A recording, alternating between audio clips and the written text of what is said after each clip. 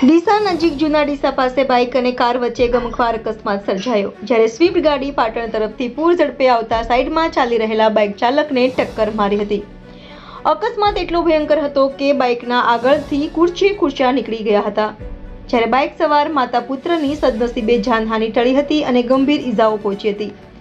અકસ્માત દરમિયાન બાઇક ચાલક પ્રકાશકુમાર રાજુભાઈ ઠાકોર અને તેમના મમ્મી મંજુબેન રાજુભાઈ ઠાકોર ગંભીર રીતે ઈજાગ્રસ્ત થયા હતા, જ્યારે સ્વિફ્ટ ગાડી ચાલકે સ્ટીયરિંગ પર કાબુ ગુમાવતા બાઇક ચાલકને ટક્કર મારી હતી. પાટણ તરફથી પૂર ઝડપે આવી રહેલી સ્વિફ્ટ ગાડી ZZ24AU 0557 નંબરની ગાડી ટક્કર માર્યા બાદ ડ્રાઈવર ગાડી મૂકીને નાસી છૂટ્યો હતો અને અકસ્માત બાદ ઘટના સ્થળે લોકોના ટોળેટોળા એકઠા થઈ ગયા હતા, જ્યારે સ્થાનિક લોકો દ્વારા 108ની ટીમને જાણ કરાતા 108 એમ્બ્યુલન્સને વાન તાત્કાલિક ઘટના સ્થળે દોડી આવી હતી અને ઈજાગ્રસ્ત માતા અને પુત્રને ડીસાની સિવિલ હોસ્પિટલમાં સારવાર માટે ખસેડવામાં આવ્યા હતા.